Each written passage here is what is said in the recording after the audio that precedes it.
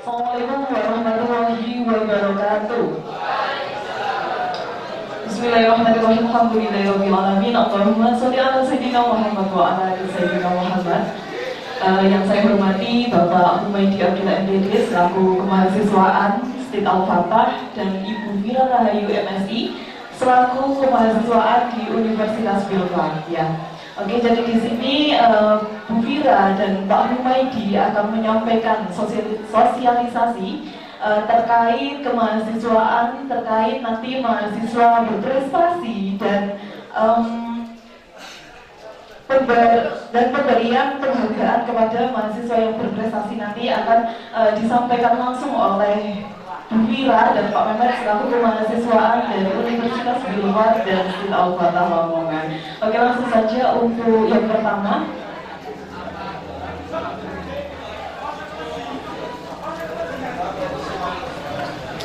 Untuk yang pertama nanti akan disampaikan oleh Pak Humaydi Abdillah MPD selaku mahasiswaan dari Stit Al-Fatah. Beliau nanti akan menyampaikan terkait ormawa yang ada di kampus baik di Universitas Bilbao maupun di Stit Al-Fatah. Kepada Pak Humaydi Abdillah kami persilakan.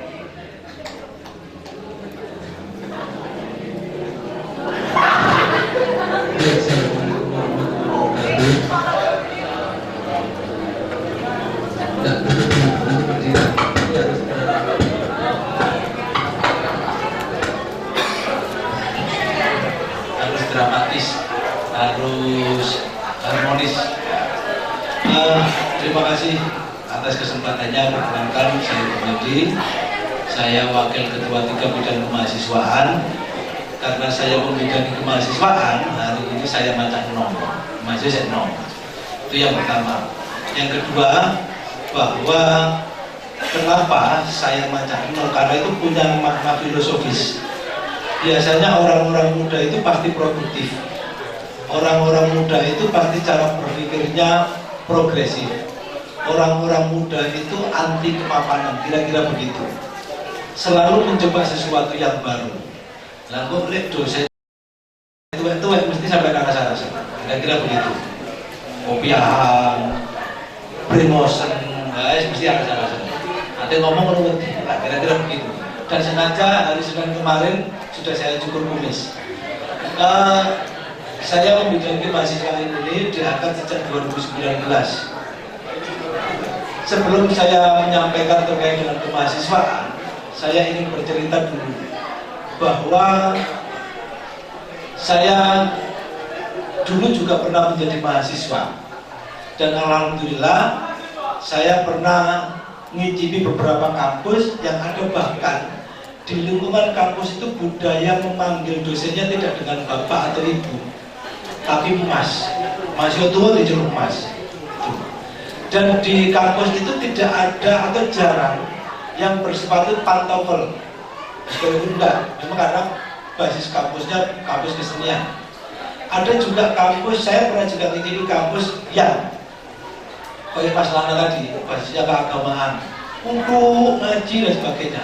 Oh ternyata bahwa dunia kampus itu memiliki peradabannya sendiri, memiliki kebudayaannya sendiri. Sampai di rumah sebagai anaknya bapak emak itu pasti akan berbeda ketika sampai di kampus, di lingkungan pertemanan dan sebagainya. Artinya apa? Bahwa mahasiswa atau individu kita itu pasti memiliki beberapa peran yang harus kita mainkan. Kalau kata lagunya God Bless, dunia ini panggung sandiwara, kan begitu. Padahal itu dikatakan oleh Leo Tolstoy zaman dulu. Nah, bagaimana bahwa peran-peran itu harus menyesuaikan terhadap latar belakang masing-masing pelakunya dan juga harus kontekstual. Itu ya. Kalau sampai di rumah itu manja, wajar. Tetapi kalau di kampus manja itu kurang ajar. Nah, kira-kira begitu. Itu ya. Kenapa? Karena Anda sudah mahasiswa, maka harus lebih mandiri daripada siswa. Paham ya?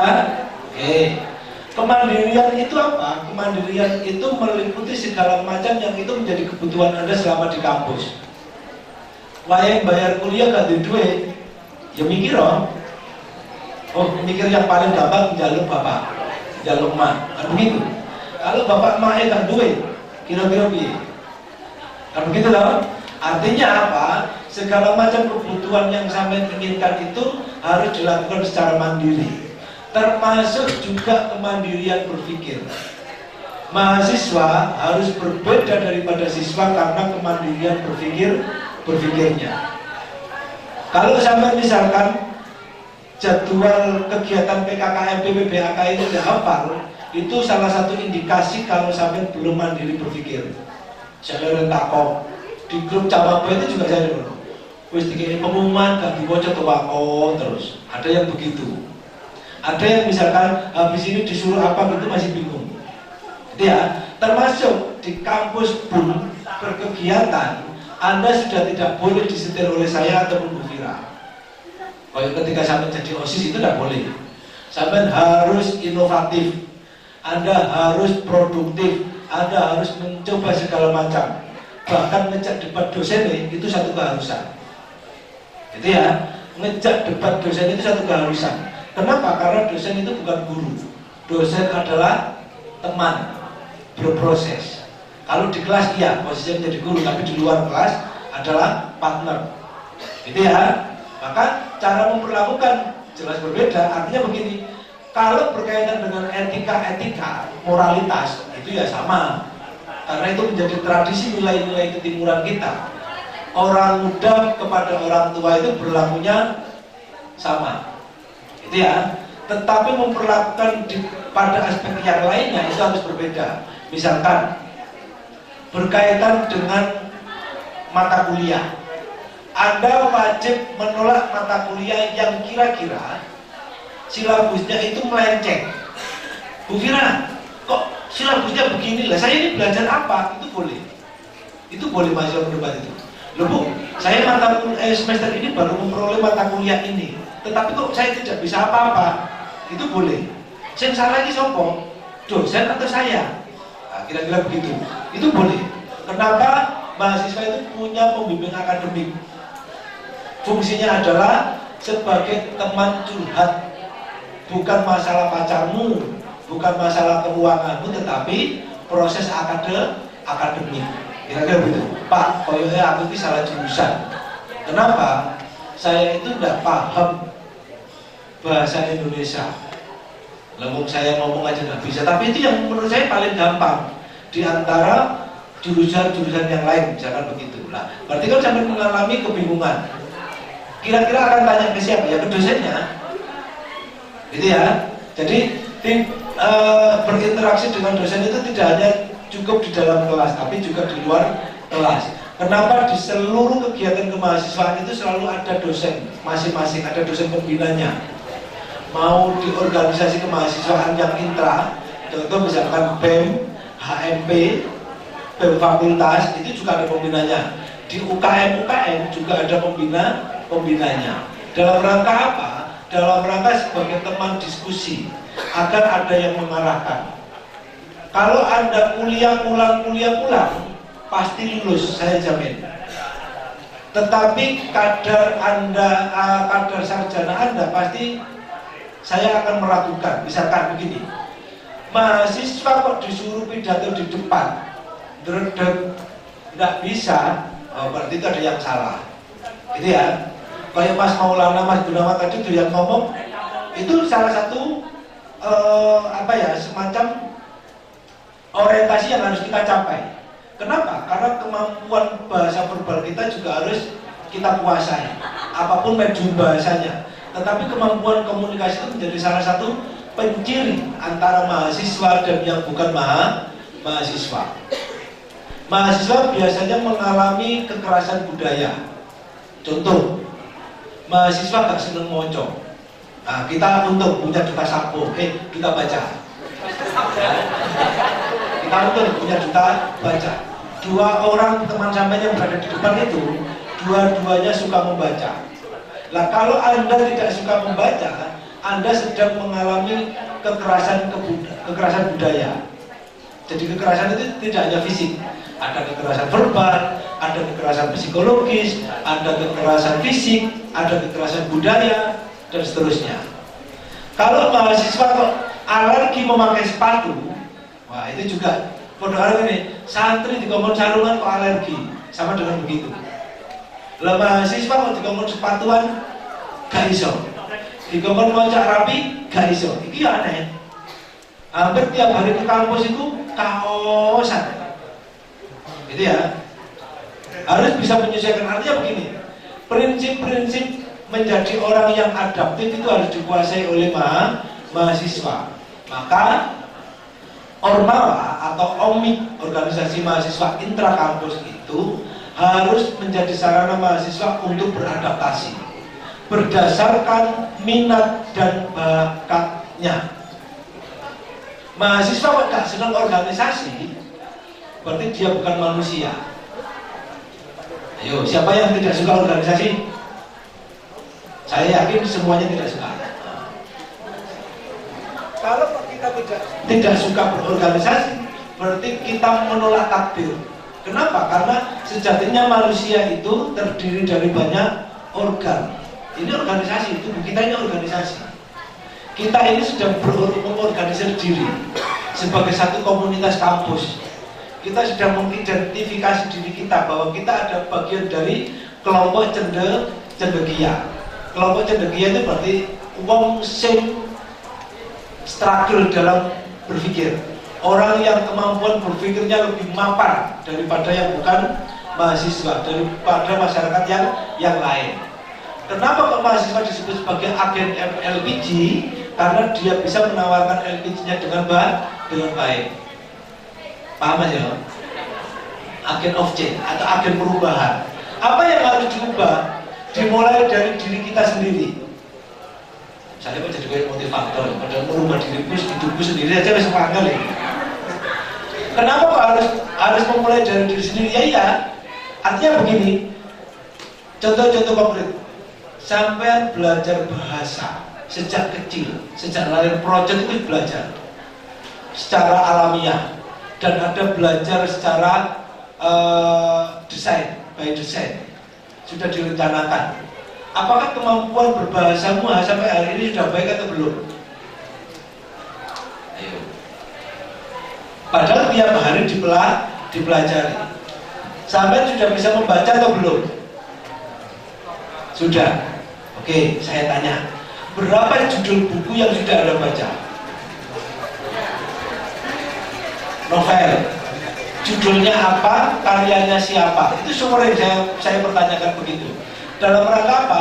Untuk melatih daya ingat kita, untuk melatih seberapa kemandirian kita dalam berpikir. Nah, kecerdasan itu nanti banyak. Nah, maka kampus Bilva dan Cetitap itu berupaya memberikan wahana bagi mahasiswa agar mahasiswa bisa berekspresi dengan gaya kalian.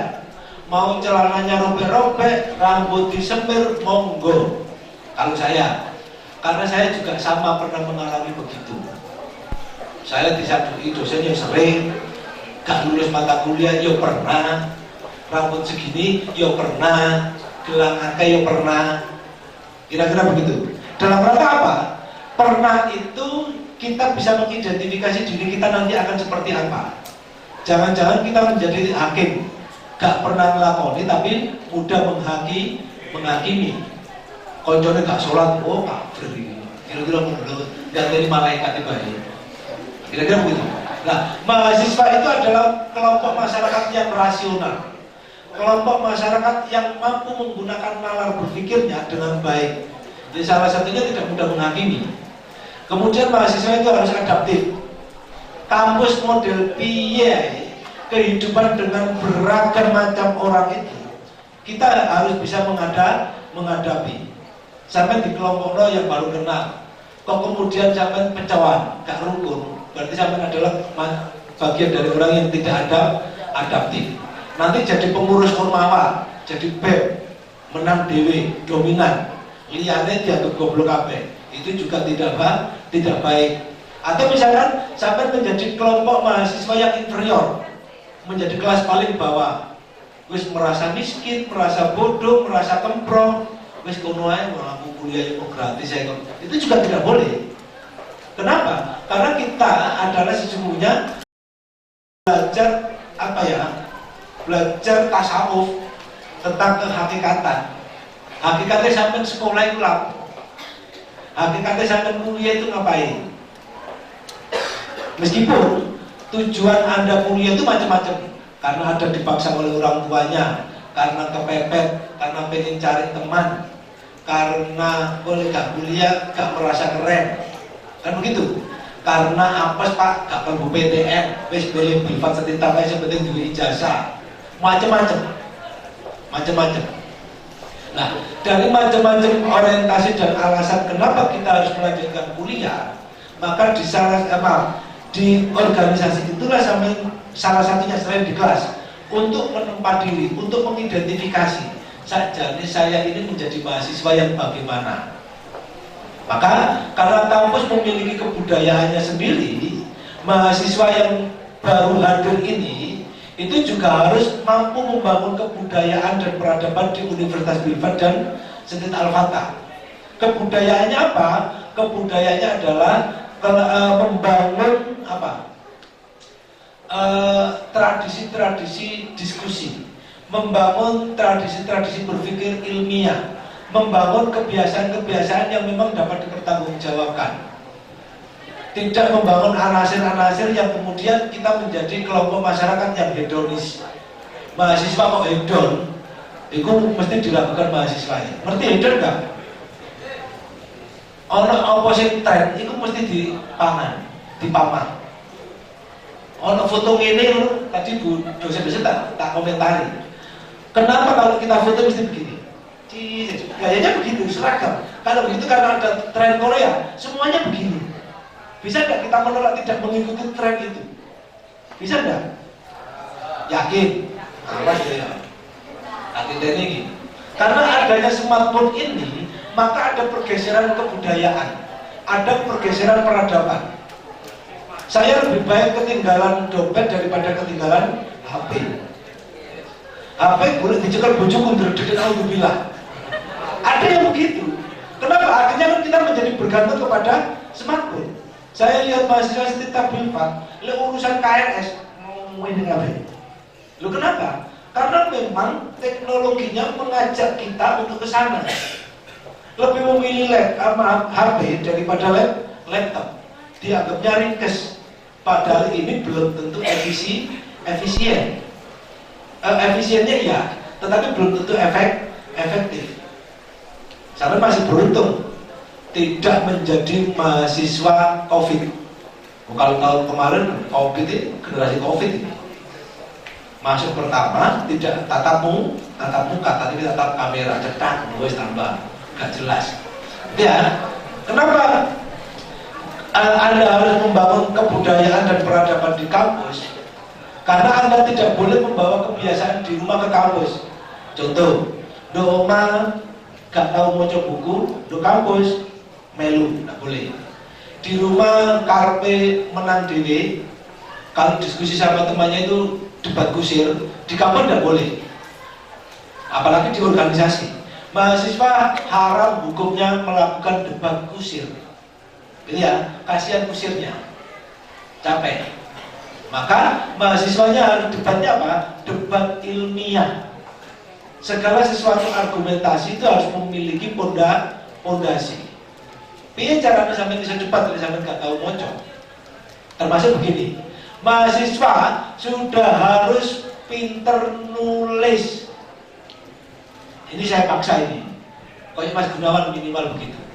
Kenapa? Kalau mahasiswa tidak bisa menulis, bagaimana dia akan menyampaikan pikiran-pikirannya? Atau jangan-jangan sekian banyak mahasiswa baru ini gak bisa pikir kabeh. Terus piye?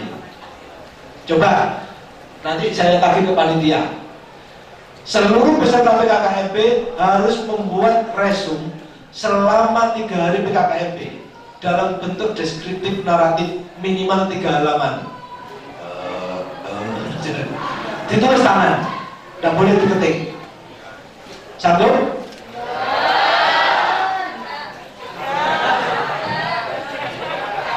Ayo.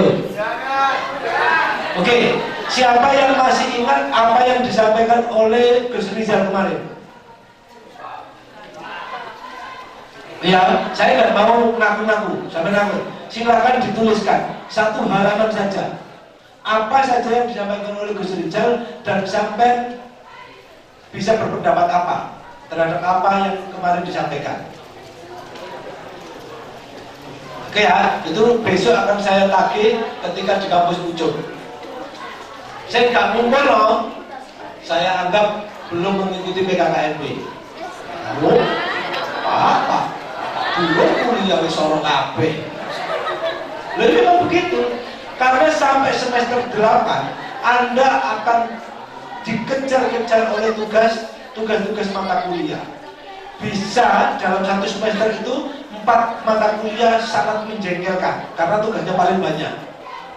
Bisa jadi saya akan menemukan banyak dosen yang kimia, fisika, bisa jadi menganggap Bu Fira ini dosen yang paling killer. Hampir tiap pertemuan ada tugas. Ini dosen model foto bisa jadi begitu. Karena kebiasaan di kelas yang demikian mengintimidasi, akhirnya saya Pak, berat Pak, aku tak kuliah doa, gak usah berorganisasi. Podo ae, kebiasaan di kelas itu akan sangat berkebalikan dengan kebiasaan di luar kelas. Yang jadi panitia ini, itu soronya luar biasa. Kalau dia tidak tanggung, tidak tanggap, mesti bunuh diri. Akhirnya mutuk, wis sopo loro kabeh dibayari. Kira-kira begitu. Itu ya. Nah, bagaimana caranya? Setiap proses yang dengan penuh intimidasi, penuh dengan deadline itu harus menjadi salah satu kebiasaan mahasiswa. Saya cerita sedikit. Bapak Ibu dosen kita itu, kecuali saya ini pintar komentar, tapi gak bisa ngelakoni. Hampir tiap semester dikejar deadline untuk melakukan penelitian. Ono jenenge yang namanya BKD, beban kerja dosen. Setiap semester harus menulis artikel. Tiap semester. Berarti kalau setahun berarti 2 kali minimal. Ada yang sampai 4 kali, ada yang 5 kali. Bayangkan. Lek gak ngono, gak dianggap dosen oleh pemerintah, oleh negara. Belum lagi ngoreksi tugasnya mahasiswa. Belum lagi sebelum ngajar itu membuat RPP, RPS, silabus dan macam-macam. Belum harus disuruh menulis buku dan ini tiap hari di deadline. Paling tidak ini menjadi kebudayaan yang ada di kampus. Maka Anda ketika menjadi mahasiswa harus terbiasa diintimidasi oleh dosen. Bukan Pak dosennya balas dendam, enggak. Agar ketika nanti saya menjadi manusia sesungguhnya di masyarakat itu, 1 adaptif, 2 tanggap, 3 responsif, 4 solutif, 5 kejet-kejet. Ya 5 buku, aku terus mau refleksnya ya jadi. Itu ya, paling tidak itu. Nah, salah satu sarana untuk berproses adalah ormawa, organisasi kemahasiswaan. Organisasi kemahasiswaan itu tidak boleh berdiri sendiri, tidak boleh jalan semaunya, tidak boleh pokoknya semau gue gitu, tidak boleh. Karena di organisasi kemahasiswaan itu ada peraturan rektor, ada pedoman kemahasiswaan dan sampai ada SOP-nya. Dan itu nanti turunannya di organisasi mahasiswa juga ada anggaran dasar dan anggaran rumah tangga organisasi. Kok ribet udah dibalik? Sajane gak ribet kalau kita tanggap. Siapa masuk gak pengen? Siapa yang punya kepala desa sing dikongkon pidato gak enak? Angkat kaki, angkat tangan. Ayo. Siapa yang merasakan atau pernah memimpin tetapi tidak mampu mengakomodasi teman-temannya? Saya tanya, ini cek refleksi juga. Sampai kan tinggal di desa semuanya loh, punya kepala desa kan? Saya kan merasa kepala desanya ada atau tidak? Kenapa? Sampai akan menemui kepala desa kalau ada urusan. Kalau tidak ada urusan, gak akan menemui.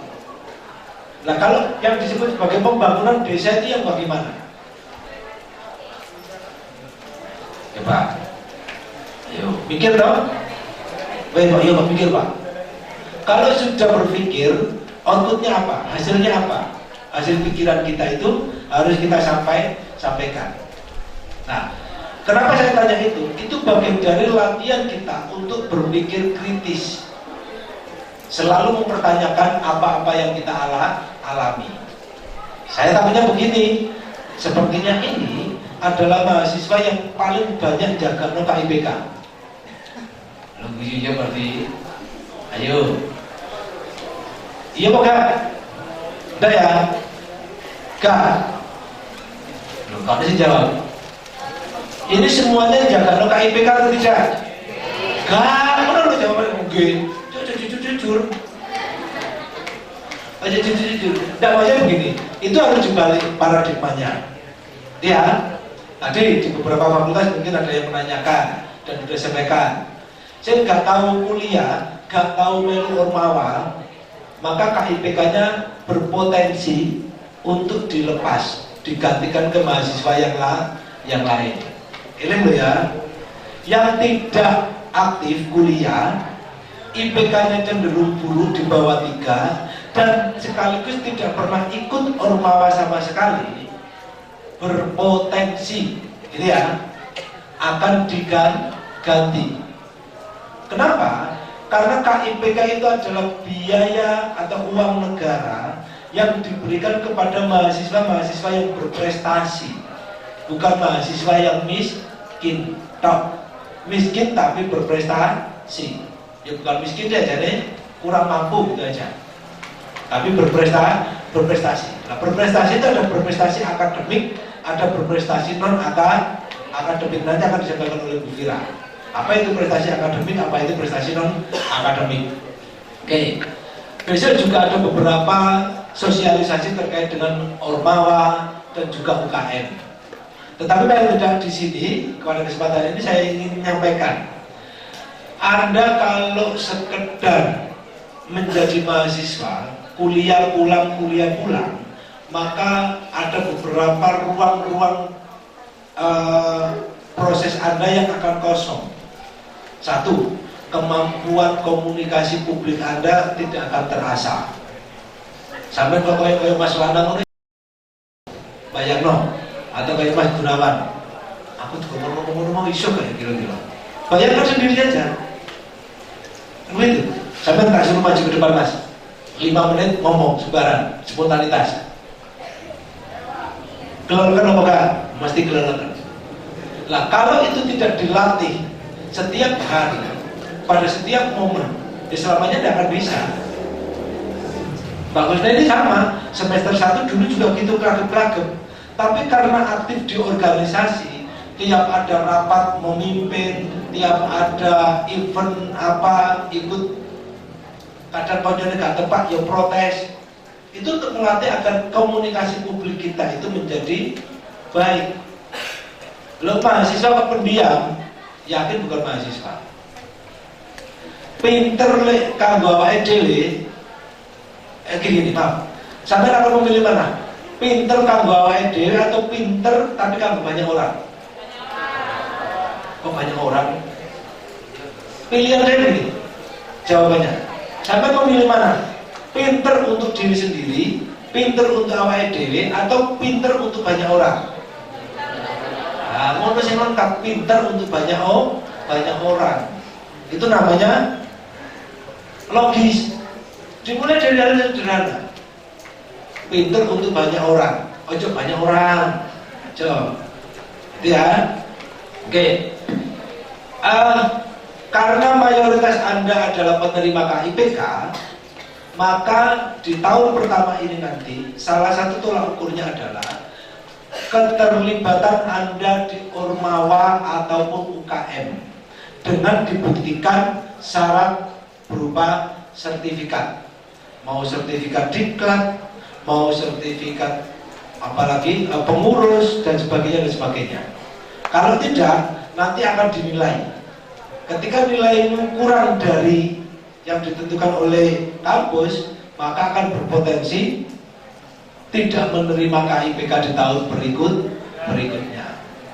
Kenapa aturan ini dibuat? Agar lebih kompetitif, agar uang negara yang diberikan ke masyarakat itu tidak sia-sia. Nah kalau saya sing duwe-duwe, ya lebih baik tak berikan mahasiswa yang aktif di bank, di Keknoba, bahkan lo turu kata kuliah gratis, berprestasi ya tidak, dengan eman, gitu ya. Maka optimislah bahwa sampai menerima KIPK itu bukan karena sampai tidak mampu, bahwa sampai diyakini sementara adalah mahasiswa-mahasiswa yang memiliki prestasi. Prestasi itu bukan ranking loh ya. Ingat, ranking siji maka berprestasi, ranking 20 tidak berdiri, bukan. Berprestasi itu adalah mampu melakukan segala sesuatu dan mampu membuat perubahan-perubahan. Contohnya Mas Gunawan tadi membuat perubahan, meskipun bukan untuk orang lain, minimal untuk dirinya sendiri. Kayak Mas Rana ini santri langitan, lalu langitan. Gue bakal jamu kira-kira ilmunya tetap begini. Ayo coba. Ketika saya tanya, sampai juga membaca Mas, suka punya buku apa? Ini dan sebagainya. Salah satu kuncinya di situ. Yang kedua, aktif berorganisasi, karena itu kunci. Itu kunci. Lihat sama nggak berorganisasi, sampai golek tokoh-tokoh politik nasional kita, ke produk ikut berorganisasi, pasti berorganisasi. Kalau menjadi pemikir, ya pilihannya adalah di apa? Ya bergerak di bidang tasawuf. Ya kiai nih, mau menangnya wiritan. Tapi kiai kan bisa ngomong. Apalagi yang mahasiswa FKIP. Ini mahasiswa teknik, oke lah, atau mahasiswa MIPA, oke. Karena dia lebih berkutat kepada ilmu-ilmu logika. Mungkin tidak. Tetapi kalau menyampaikan apa yang ditemukan dan tidak bisa diterima oleh orang dan tidak bisa mempengaruhi, kan ya percuma. Kira-kira begitu. Ini sebagai stimulus saja. Agar apa?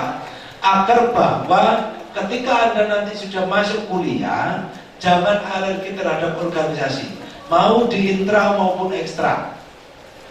Ya. Yang kedua, lewat organisasi itu akan menumbuhkan kepekaan sosial kita.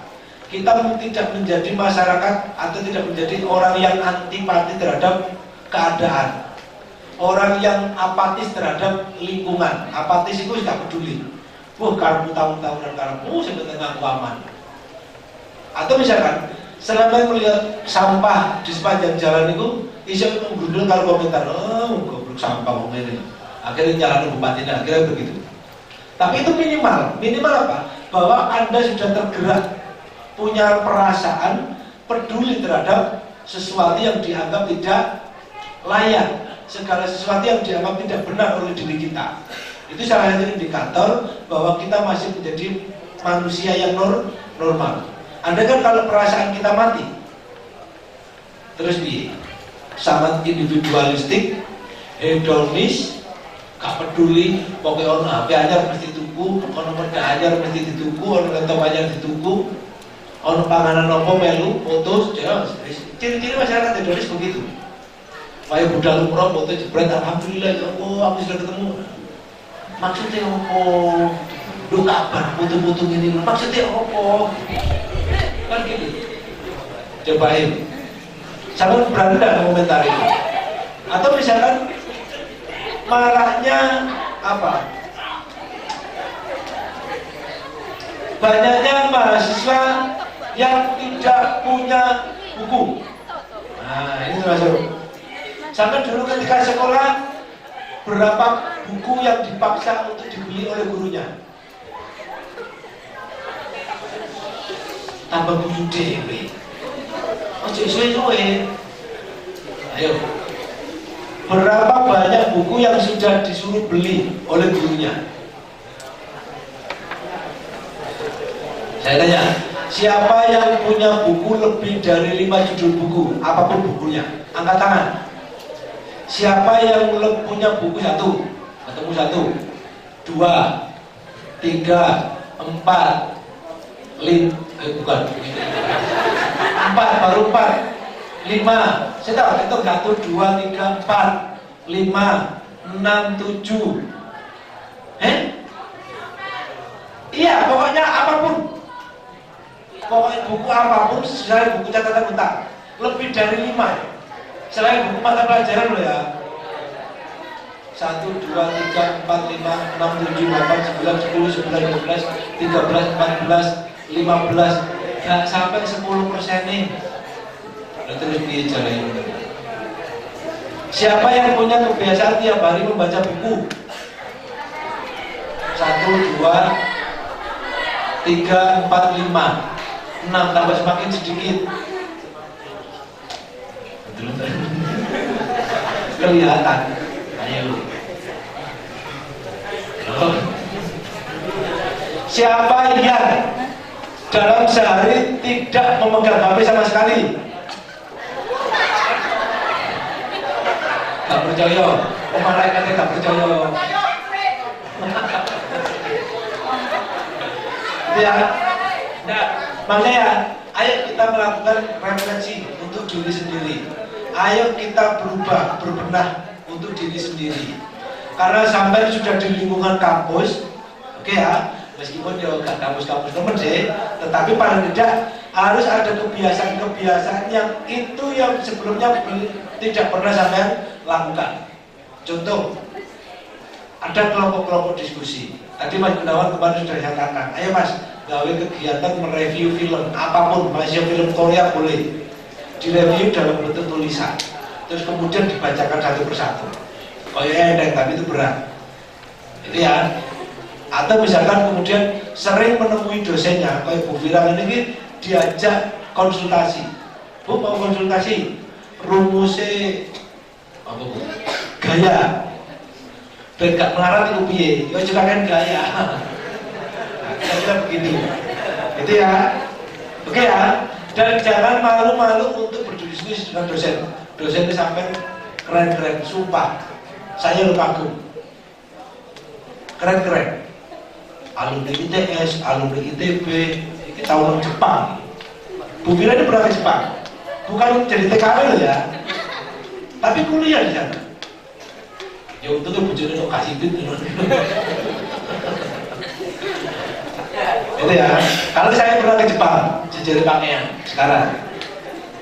Itu ya. Loh, ini saya promosikan sekaligus agar apa? Bahwa kampus apapun namanya, yang paling mempengaruhi itu adalah proses personalnya, proses masing-masing kita. Lek sampai duit dosen hebat-hebat, lek sampai gak niat, ya podo wae. Masih digratisi kuliah yang panggah, pancet. Ya, masih digratisi pancet. Kalau saya merasa belum puas terhadap fasilitas kampus, protes. Ojo menengahi, ojo rasan-rasan, apalagi rasan-rasan di medsos. Iku gak, ya podo kalau ibu PKK belum jelas. Gitu ya, karena apa? Karena saya dan Bu Fira sudah bersepakat, kita tidak akan pernah menutup saluran komunikasi terkait kebijakan-kebijakan di bidang kemahasiswaan. Protes-protes, asalkan rasional, proporsional, dan punya argumen yang jelas. Kira-kira begitu. Saya tidak mau mahasiswa sekitar Bilfat karena tidak puas dengan pelayanannya, kemudian nulis di Facebook. Karena tulisannya jumor misalnya, tanda bacanya gak jelas, kalimatnya bulat, itu tulisan jorok. Tanda titiknya gak jelas, mana kata bantu, mana kata depan juga gak cetok, mana subjek predikatnya gak jelas, terus mau ditulis dari medsos oleh jempol uang kayak misalnya. Kira-kira piye depannya? Ayo, efektif gak? Medsos itu jalan terakhir ketika komunikasi verbal sudah tidak bisa. Contoh, saya tidak mungkin menemui Jokowi karena sulit. Maya kemarin dan saking sibuknya, maka untuk melakukan protes tulisan boleh medsos, apapun narasi-narasi yang banyak. Kalau Facebook kurang efektif, ke Twitter. Twitter paling efektif untuk urusan mengkritisi pemerintah. Karena di Twitter ini politikus-politikus, pejabat-pejabat juga bermain Twitter. Di Instagram jarang, artis-artis kalau iki. Apalagi TikTok, yo ya isinya sampai dok. Aduh ya Allah, ya Allah. Ya oke lah, itu sampai di rumah, silakan. Tetapi di kampus, saya sering lagi, Mbak, ngapain sih kamu tiktokan di kampus itu? Kenapa? Biar eksis Pak. Mahasiswa nggak begitu. Mau sih kok, aku deh kok ake video tiktok timbang karo saya hari ini sudah membaca buku ini. Ngono ya jane. Sampai coba ikutin Twitternya Budiman Sujatmiko. Kok keren itu. Golek atau Facebooknya Gus Rijal. Ngono. Ojo digoleki Facebooknya Deddy Corbuzier, Dewi Persik, wis gak ono manfaate blas. Lu cinta Luna mana? Ya loh, itu menunjukkan selera. Artinya begini, karena mahasiswa memiliki kebudayaan sendiri sebagai mahasiswa, maka selera itu harus mempengaruhi. Lalu sampai mahasiswa, seleranya kok tiba podo ketika masih SMA. Ini mesti harus yang keliru, jangan diruat. Ya, paling tidak begitu. Sampai harus misalkan, kenapa kok Mas Gunawan kaki contohnya bisa menjadi duta baca? Ayo. Kenapa sih harus ada ambasador untuk gerakan membaca? Karena masyarakat kita mengalami kekerasan budaya literasi itu sejak lama. Wong Indonesia sampai hari ini gak boleh pinter, kudu pancet goblok. Makanya berbondong-bondong mendapatkan gelar honoris causa itu. Politikus kan wakil, Muhaimin, Puan, Megawati, sampai profesor itu honoris causa aja enak. Mereka kita gila, gelar, iya kan? Mau sampai tadi SH, SPD, ST, kamu lu raiso, lah kok pede kalau gelar, lah kira-kira begitu. Jadi ya, saya berharap sampai 1 tahun pertama ini nanti akan saya pantau di seluruh Ormawa dan UKM. Kok berorganisasi mimpin rapat gak iso? Tak cabut KIP kamu, tak pek. Itu nanti akan saya wanti-wanti, saya dan Bu Ira, Bu, ditanya Bu, saya oleh KIPK, plus gak tahu kuliah, mau kuliah pulang dan tidak mau berorganisasi, kita pakai tai dik-dik. Ya, sampai ya. Oke. Dan saya berharap kita sudah punya 12 atau 3 maaf. Ada 7 UKM. Ada teater. Pertama kali UKM sebelum ada Bilfat tahun 2016 saya mendirikan Bukit Sombong kan bergabung teater. Setelah itu ada bisik itu Bilfat musik. Ono wonge tapi gak ono anggotae. Ono wonge tapi gak ono organisasine. Ono wonge tapi gak ono program kerjae. Nah ini dievaluasi. Ada kemudian Menwa. Setelah teater ada Menwa. Menwa ini sekarang tidak ada generasinya. Ada orangnya, ada organisasinya, tetapi tidak punya kader. Kenapa? Resimen mahasiswa ini dianggap mahal oleh mahasiswa. Terus, pokoknya aku sih, kira-kira dulu. Padahal ini penting. Terus yang ketiga ada UKM paduan suara. Namanya Bahana Suara. Keren ini. Sampai ini ngerti tau nyanyi? Mau enak tau? Enak dulu. Nah, UKM ini memang masih baru, butuh proses. Ada mahasiswanya, ada anggotanya, ada ketuanya, ada pengurusnya, ada program kerja. Itu namanya UKM atau organisasi. Kalau tidak ada itu bukan organisasi. Ada Mapala, mahasiswa pecinta lapangan, mahasiswa pecinta alam. Ada orangnya, ada nama organisasinya, tapi belum ada pengurusnya. Terus ada UKM Kalam, Kalam Wong, UKM di bidang jurnalistik. Ini UKM yang mengajak mahasiswa untuk latihan menulis. Masih berapa menit? 15 menit, oke, bakul jamu. Menulis, ya UKM kalam. Piye carane mahasiswa bisa melakukan liputan? Piye carane mahasiswa bisa menulis banyak hal? Mau features, news dan sebagainya. Pokoknya nulis dan juga membaca. Bagaimana menulis laporan investigasi? Cara begitu. Ini kita wadahi. Oleh teater itu bagaimana pura-pura tidak punya uang. Kira-kira begitu. Ini mahasiswa prodi bahasa Indonesia, bahasa Inggris wajib ikut UKM teater karena ada mata kuliahnya. Lek sampai alergi, wis pindah prodi kimia. Oh fisika ya. Ke kimia atau MIPA karena kurang, masih ada sedikit, wis pindah wis. Itu ya. Bahasa Indonesia gak butuh mahasiswa banyak-banyak. Butuh sih butuh. Jadi ya, teater. Ada UKM seni religi. Karena kita basisnya pesantren, maka teman-teman mahasiswa yang senang hadroan, senang sholawatan, senang torekotan, itu kita fasilitasi. Lek sampai perlu berpikir, wes tak gawe nonggon, silakan pikir terus. Saya pusing, wiritan, gak usah kuliah, wiritan, lo gak pinter-pinter deh. Lo masa ngono, kan tidak tau? Lo Gusti Allah kayak dewi akal kok, kan begitu. Itu ya. Terus ada wirakarisma. Wirakarisma ini UKM sing apa bu? Keilmiahan dan wirausaha. Di situ orientasinya mengikuti kompetisi-kompetisi karya ilmiah dan juga kewirausahaan. Contohnya, sampai mengajukan proposal, jeruk didesain, dikemas, sistem penjualannya beda, tidak seperti bakul-bakul buah pada umumnya. Diajono nang ngene negara, di ACC ya wis dodolane jeruk. Jual jeruk digital. Gitu. Keluar dari HP langsung peresan seluruh. Kira-kira begitu, perincian gitu. Itu UKM wirakarisma. Karya ilmiah dan kewirausahaan. Itu kita fasilitasi. Terus yang belum ada UKM olahraga. Aku udah olahraga ibu, bakat-bakat aja nih.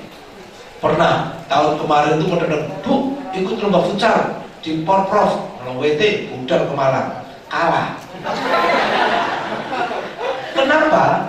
Ada orangnya, tidak ada organisasinya, tidak ada program kerja.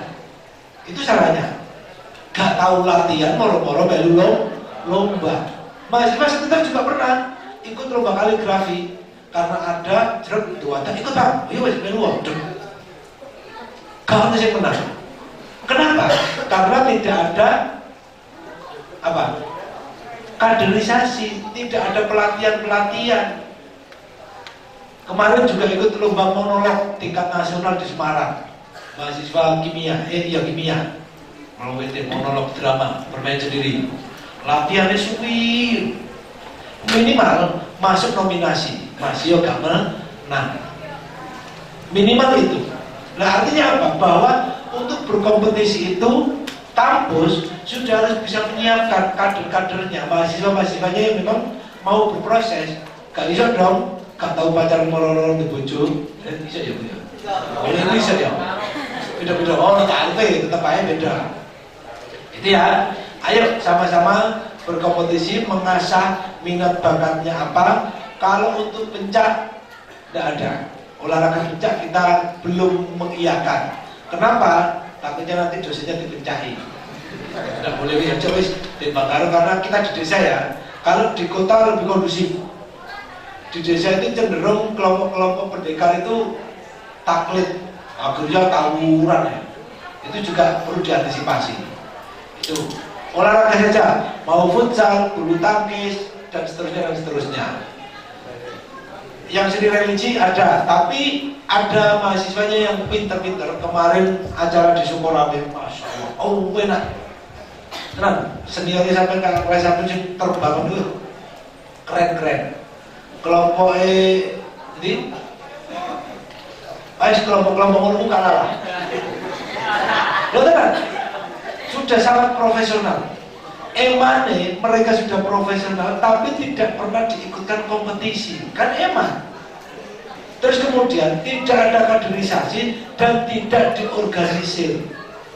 Kenapa? Saya kira kok sangat naif kalau mahasiswa punya kompetisi, punya kompetensi, tetapi kemudian antipati terhadap mengorganisir diri.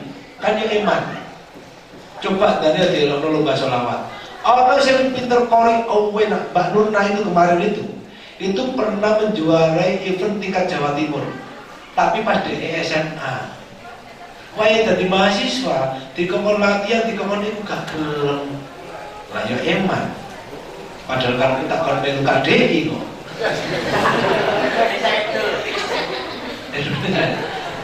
Gitu ya.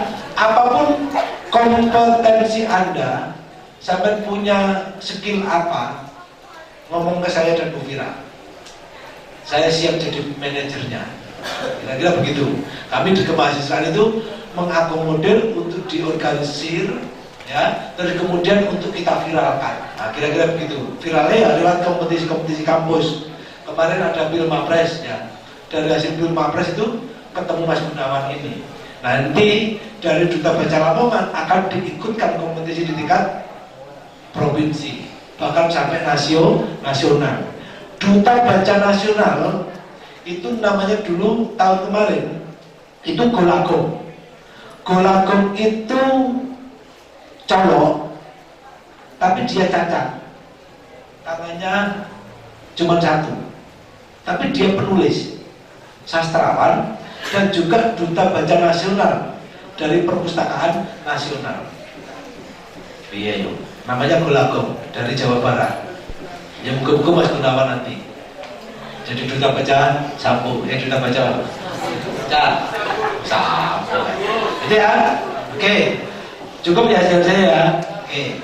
Saya berharap, saya menunggu ada 7 UKM termasuk BEM dan HMP. HMP ini nanti orientasinya juga kompetisi di bidang keprodiannya masing-masing. Kalau hukum tidak ada HMP-nya. Tapi yang selain hukum sudah ada banyak. Bagaimana berkompetisi, contoh PGMI itu ada forum HMP PGMI tingkat nasional. Lebih cara nanti kita ikut melibatkan diri dan termasuk membahas tentang isu-isu di seputar prodi masing-masing. Kira-kira begitu itu harus ada. Dalam rangka apa? Agar sumber ilmu Anda itu tidak dari dosen, karena dosen itu terbatas. Sampai bisa dari relasi teman dan sebagainya. Termasuk dengan melalui organisasi itu diharapkan Anda mengenal banyak teman di luar kampus kita, dari Trunojoyo, Brawijaya, UIN, seluruh UIN kenal, terus UM Malang, itu bisa berinteraksi dan saling bertukar pikiran, termasuk program dari MBKM. Itu ya, apa MBKM itu? Merdeka Belajar Kampus Merdeka. Nah itu saja dari saya. Nanti kalau tanya silakan diajukan dan saya tidak menjawab. Terima kasih. Tanpa salam. Oke, bisa dipahami ya semuanya. Terima kasih disampaikan kepada Bapak Humaydi Abdullah MPD selaku Wakil Ketua 3 Bidang Kemahasiswaan. Untuk selanjutnya yakni pengenalan kegiatan prestasi dan nanti akan dilanjutkan pemberian penghargaan kepada mahasiswa berprestasi. Kepada Bu Fira UMSI kami persilakan. Terima kasih. Siapa? Berapa menit?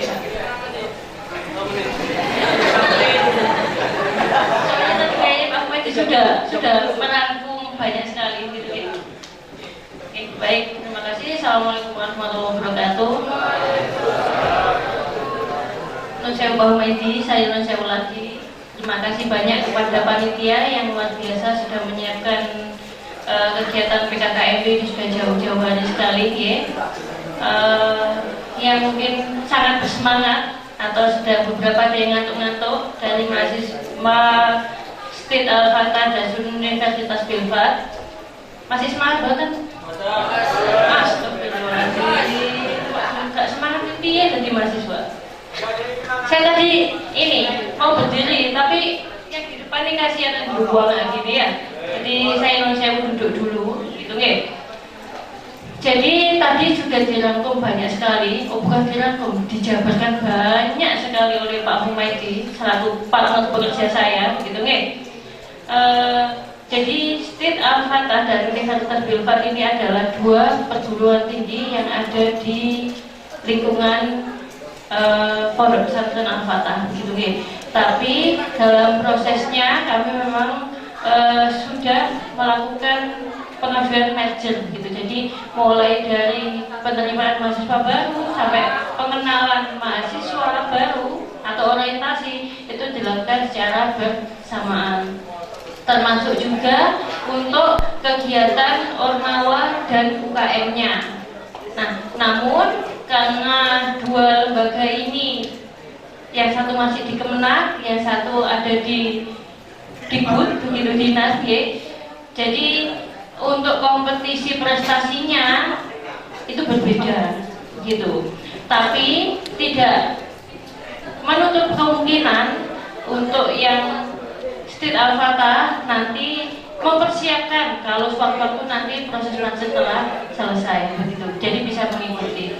Nah, tadi Sampo disampaikan bahwa mahasiswa itu adalah agent of change, begitu nggih.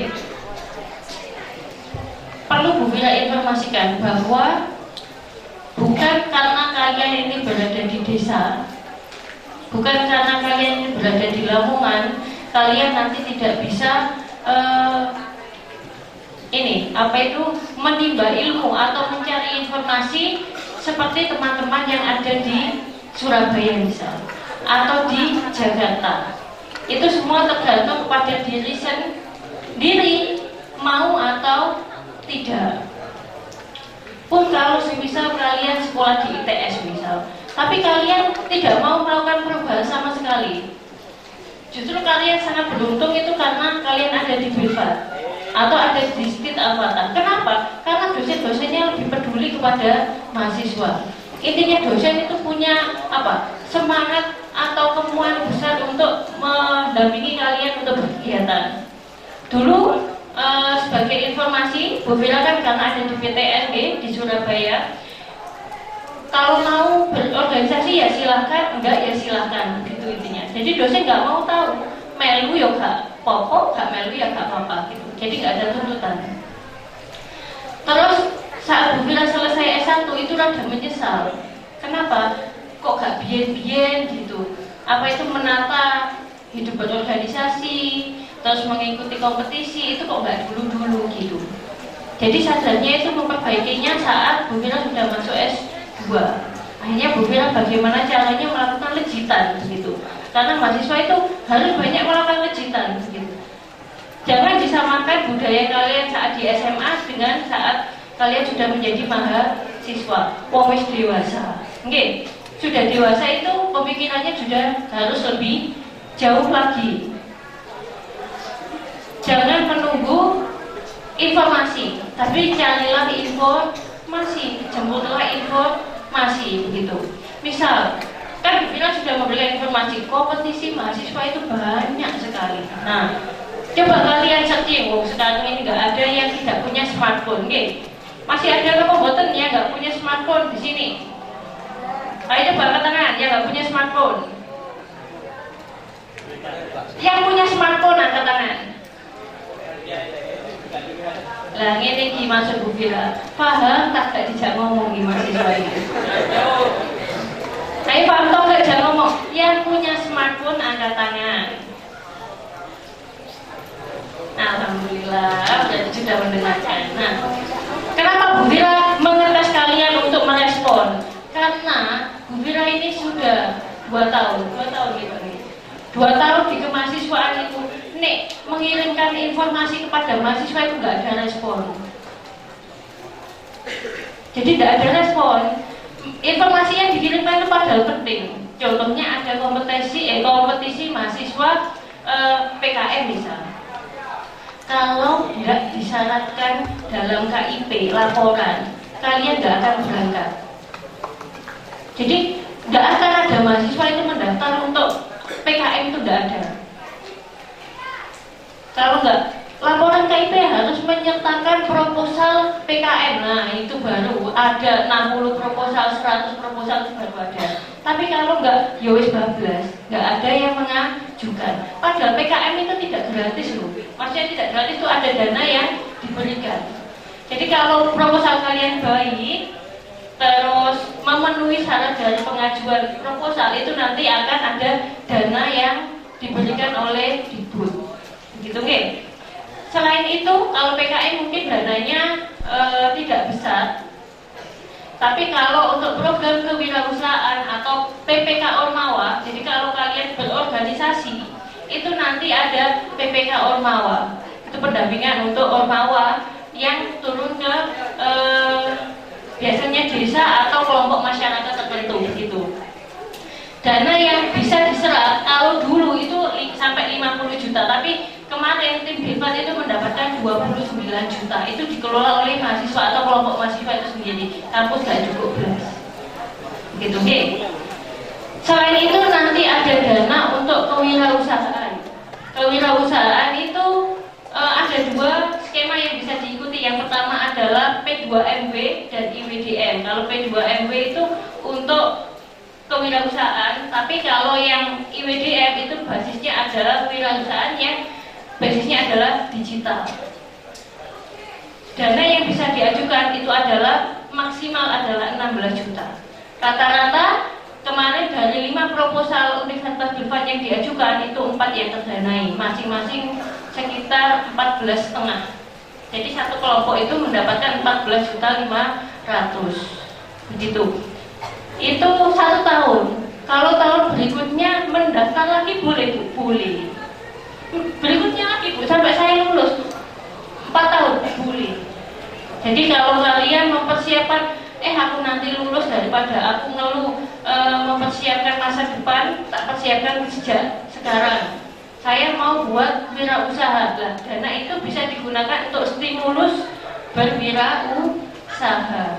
Biasanya teman-teman kalian itu ada di beberapa bidang. Yang pertama adalah jasa. Kalau di sini kemarin yang lolos itu adalah usaha untuk printer. Jadi printer untuk yang teman-teman sekitar sini aja itu diajukan dapat dana 14.500 kalau nggak salah. Terus ada yang membuat makanan, Jesi, ya Jesi itu jelly dari Siwalan itu, jelly Siwalan, jelly Siwalan itu juga dapat dana sekitar 14 juta sekian berapa gitu. Terus ada yang membuat karangan bunga dari masker bekas, tapi diproses maksudnya. Jadi bukan masker yang bisa dipakai gitu, langsung dipakai enggak, tapi diproses dulu karena yang ngajukan anak-anak kimia gitu.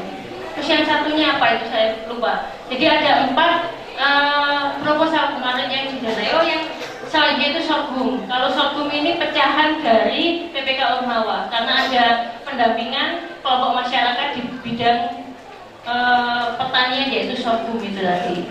Kalau di P2MW-nya dikembangkan menjadi usaha entah minuman atau apapun.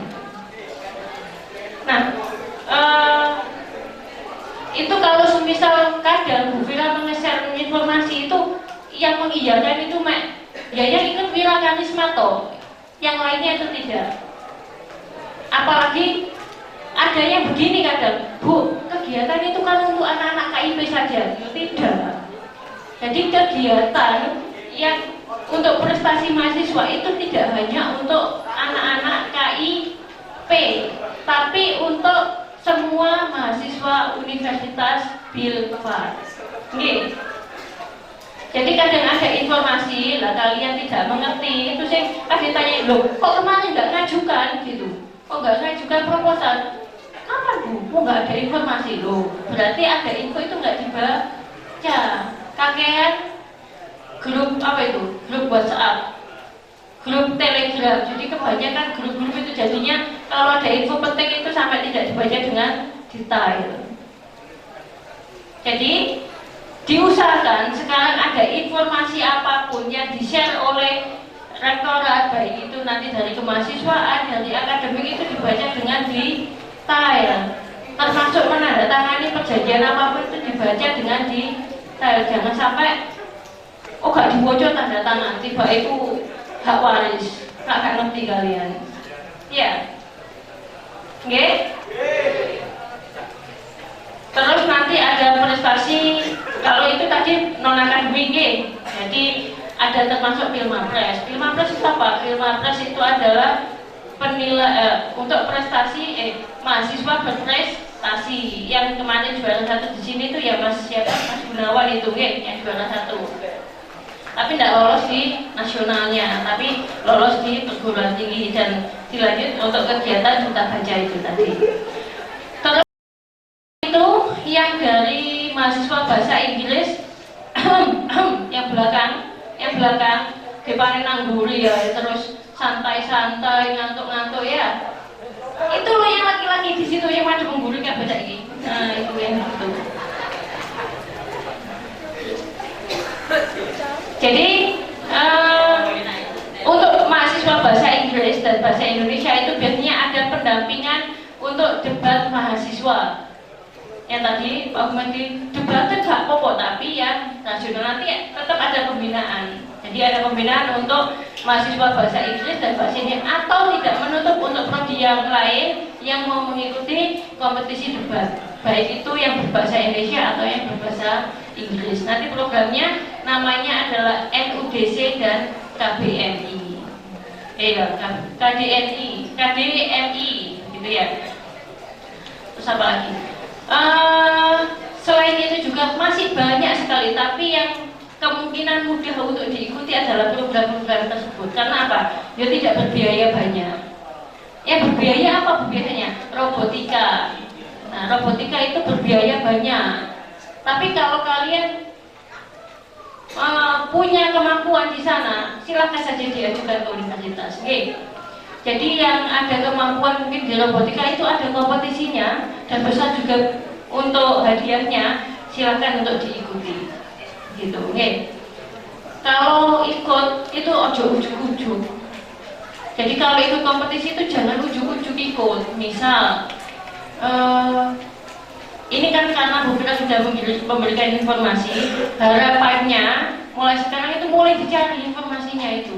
Apa yang dibutuhkan, yang dipersiapkan apa itu mulai. Kalau masih gak ngerti, silakan menemui Bu Vira. Bu, saya lo gak ngerti, aku pengen Bu ikut yang ada duitnya itu loh Bu. Silakan. Jadi silakan berkonsultasi bisa dengan saya atau nanti dengan Bu Ira Sani Rahayu. Kalau saya Vira Rahayu, terus jika Biro Kemahasiswaan nanti ada Bu Ira Sani Rahayu.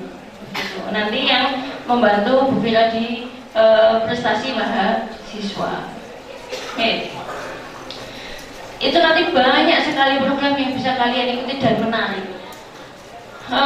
Kalau tadi Pak Muhyiddin menyampaikan, wes toh mari ini kemudian kalian soro ya tidak. Mahasiswa itu paling enak. Gitu. Karena program yang diberikan pemerintah untuk mahasiswa itu luar biasa banyak.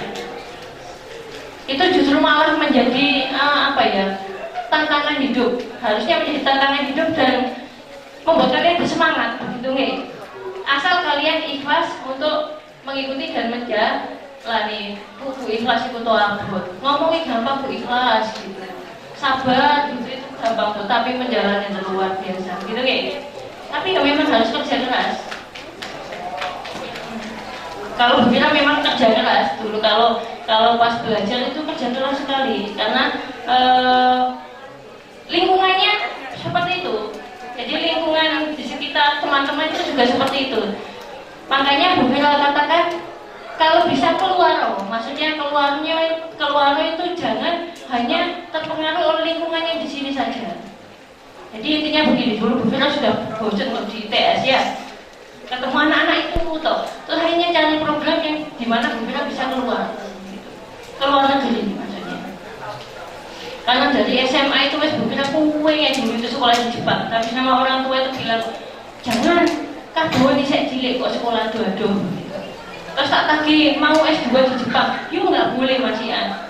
Suwe-suwe kalau kemana-mana jangan lama-lama gitu. Artinya cari program pertukaran mahasiswa. Nah, untuk hari ini statement Bupira ini tolong direkam ya.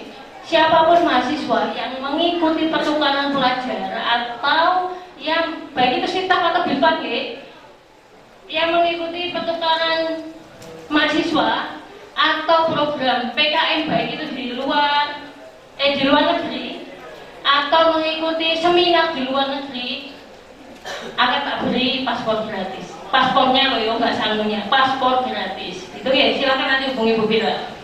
Mahasiswa untuk angkatan ini yang mau mengikuti kegiatan kemahasiswaan atau kegiatan publikasi di luar negeri dan membutuhkan paspor, silakan hubungi Bu Bira. Oke, nanti akan tak beri biaya paspor gratis. Oke. Bu Bira mungkin sudah tidak banyak-banyak. Tadi terkait dengan Ormawa sudah dijelaskan banyak sekali oleh Mas Humaydi, begitu nggih? Kan ya, kakak saya begitu. Jadi sudah banyak sekali dijelaskan. Bu Bira hanya menjelaskan, ayo berprestasi bersama-sama dengan Universitas Bilfat dan Stid Al-Fatah. Stid Al-Fatah memang berada di bawah Kemenag. Jadi biasanya kompetisinya itu antar universitas begitu nih. Nanti tetap bisa join untuk di tim riset ataupun di tim keilmiahannya, tetap bisa join di Wirakarisma. Nggih. Wirakarisma itu bukan hanya tempat untuk mengikuti kompetisi, tapi juga untuk proses belajarnya. Kira-kira seperti itu Mbak. Jadi bukan tidak banyak-banyak karena sudah banyak yang mengantuk. Kalau ada yang bertanya atau berdiskusi silakan. Tapi kalau misal nggak ada yang bertanya ya saya kembalikan ke Mbak moderator. Terima kasih disampaikan Ibu Bira Rahayu MSI. Dari apa yang sudah dijelaskan oleh Pak Humaydi dan Bu Bira, dari teman-teman apakah ada yang ditanyakan? Sekali lagi saya tanya, teman-teman apakah ada yang ditanyakan? Oke, baik. Sudah paham semua ya terkait. Jadi teman-teman semuanya, kita sebagai mahasiswa terkait apa yang sudah disampaikan oleh Pak Humaydi dan Bu Bira tadi terkait kemahasiswaan yang mana berhubungan dengan Ormawa kampus dan kegiatan prestasi-prestasi yang ada di kampus tadi seperti yang sudah disebutkan. Dan teman-teman semuanya, kita sebagai seorang mahasiswa tentunya tidak hanya cukup untuk kuliah saja kan gitu. Maka dari itu kita harus memanfaatkan, kita harus berpartisipasi untuk mengikuti kegiatan-kegiatan prestasi di kampus maupun ormawa-ormawa yang ada di kampus. Karena nanti outputnya itu akan ke kita sendiri ya teman-teman, bisa dipahami ya. Oke, mungkin itu saja. Saya ucapkan terima kasih banyak kepada Pak Humaydi Abdillah dan Ibu Bira Rahayu MSI. Kita beri tepuk tangan untuk Bu Bira dan Pak Humaydi. Oke, baik, saya tutup. Sebelumnya saya ucapkan terima kasih dan mohon maaf sekali dan teman-teman kalau misalnya ada salah kata. Wassalamualaikum warahmatullahi wabarakatuh. Oke, langsung saja ini akan ada penyerahan mahasiswa berprestasi.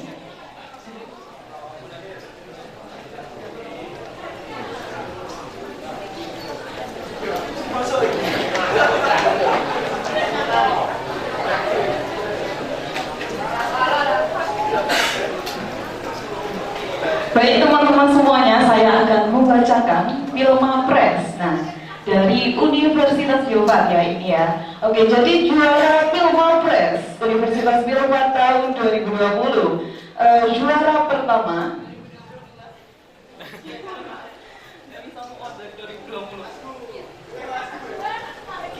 Saya bacakan lagi, juara Pilmapres Universitas Bilfat tahun 2022. Oke, juara yang pertama Ahmad Gunawan Wibisono.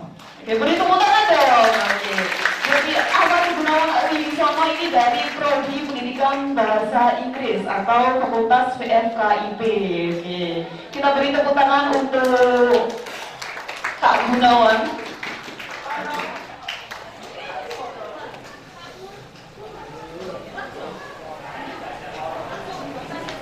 Oke. Untuk juara dua ya, ini Irfa Nurfaidatul Mahfiro dari Prodi Fisika Fakultas FMIPA. Kita beri tepuk tangan yang meriah sekali untuk Kak Yulfa. Dan juara ketiga, Kak Roshidatul Munawar dari Prodi Matematika, Fakultas MIPA. Oke, kita beri tepuk tangan yang meriah dong untuk mahasiswa berprestasi ini. Nah, semoga kelak kita bisa menyusul lah ya, kita termotivasi dari mahasiswa berprestasi yang ada di depan ini. Monggo untuk penghargaan.